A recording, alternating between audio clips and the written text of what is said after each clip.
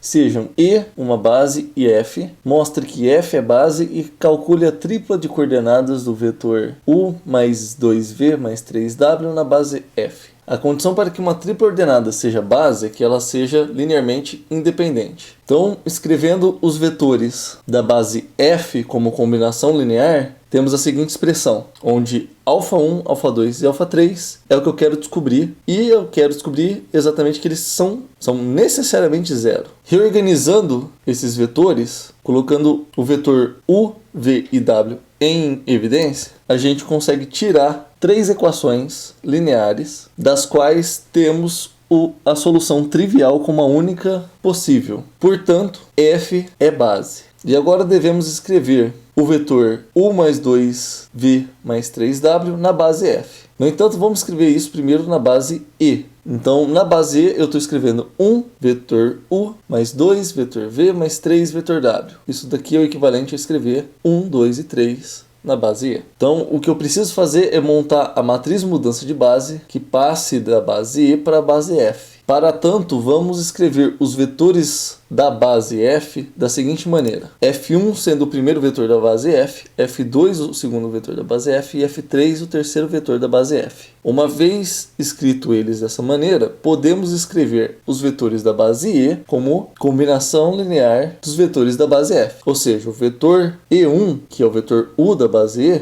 fica apenas como o vetor F3. O vetor E2 da base E, que é o vetor V, fica como F1 mais F3. E o vetor E3 da base E, que é o vetor W, fica como o vetor F3 menos F2. Dessa maneira, conseguimos aplicar a definição de matriz de mudança de base, onde eu adiciono na vertical os elementos de cada uma dos vetores da base E escritos na base F. Ou seja, o primeiro vetor da base E só contém um vetor da base F, que é o F3. Portanto, na vertical ficamos com a primeira coluna constituída de 0, 0 e 1. O segundo vetor da base E é constituído por um vetor F1 e um vetor F3. Portanto, na vertical ficamos com 1, 0 e 1. E por fim, o vetor E3, que é constituído por F3 menos F2, fica da seguinte maneira. Ele não tem o F1, então ele fica 0. O F2 está negativo, fica menos 1. E o F3 é o 1 na vertical da terceira coluna. Agora aplicamos essa matriz, mudança de base, no vetor E que escrevemos ali em cima, onde seus elementos é 1, 2 e 3. Fazendo essa multiplicação